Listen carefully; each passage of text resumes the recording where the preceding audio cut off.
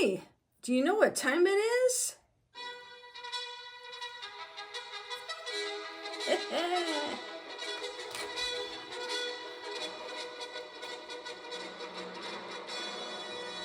That's right. Welcome. Hey, I told you to stop it. We're so excited we had to play it twice.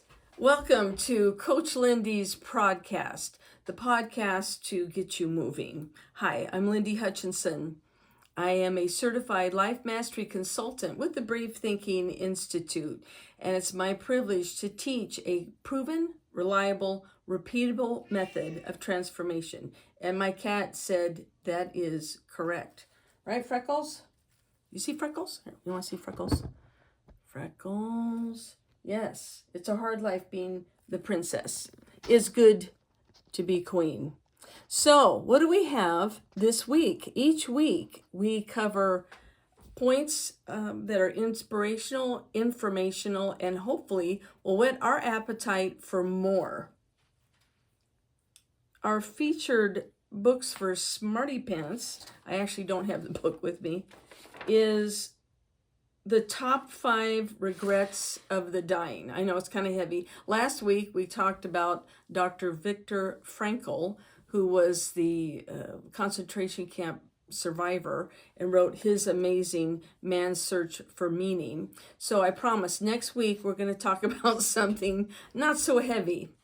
But there's much to be gleaned by this best-selling book, The Top 5 Regrets of the Dying by Bronnie Ware. A little bit about the author, who is our featured top banana. I don't know if you can see her. That's Miss Bronnie. It says, whoops. She is an internationally acclaimed author. She has been published in 32 languages. And she is a TEDx speaker. And she's been interviewed by the Wall Street Journal, ABC Radio National, Dr. Wayne Dyer, The Guardian, The Sunday Times, Harvard Business Review, hundreds of publications worldwide. She lives in Australia, and she is an advocate for simplicity and leaving space to breathe, drawing on courage and to follow your heart, and allowing life to provide shortcuts. So it's an amazing book. I did find the top 5 simplified. The top 5 regrets. It's not going to be a kill your anticipation for the book.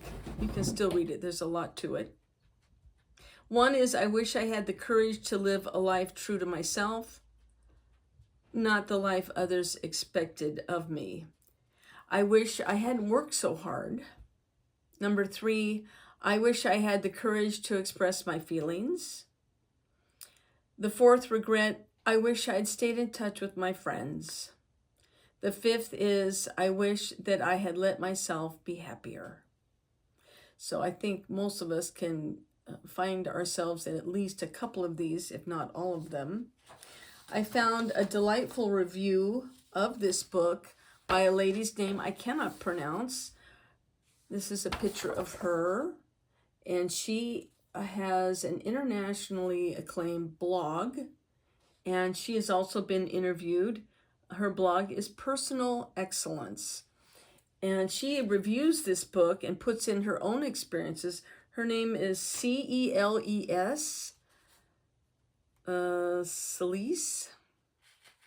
Anyway, she writes some comments, and I'll read part of that. The very first most common regret. Regret number 1. I wish I had had the courage to live a life true to myself, not the life others expected of me. Bronnie, the author, says, this is the most common regret of all the people realized their life is almost over. Most people had not honored even half of their dreams and had to die knowing it was due to the choices they had made or not made. Now, these are Celise comments. Have you ever been told to do what to do in your life, even though it isn't what you really want. For example, being told to pick a certain course of study because it's popular. Being told to pick a certain career because it's lucrative. Being told to get married by X age. Being told to have kids after marriage. And I guess she wrote a big blog about stop asking couples when they're going to have kids. I remember when I was first told by others about my plan to quit my well-being corporate job and start my own personal development business. Everyone around me reacted negatively, including my parents and friends. "You're going to regret it," a good friend said. "No, starting a business is very risky. Your job pays you so well and you get a pension," my parents said. "You shouldn't quit your job. It's a recession now, and it will be hard to find another job," my then colleagues said. And of course, what they're saying is true. While I understood what they were saying, what I was doing, which at the time was skincare and consumer goods, wasn't my passion. Helping others to grow is.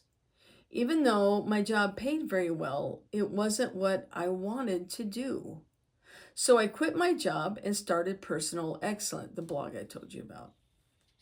With no help or support network, I built my blog from zero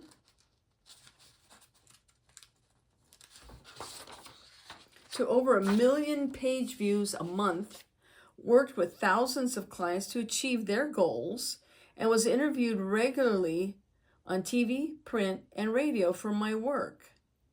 She has something called My Passion Series, where she details her journey.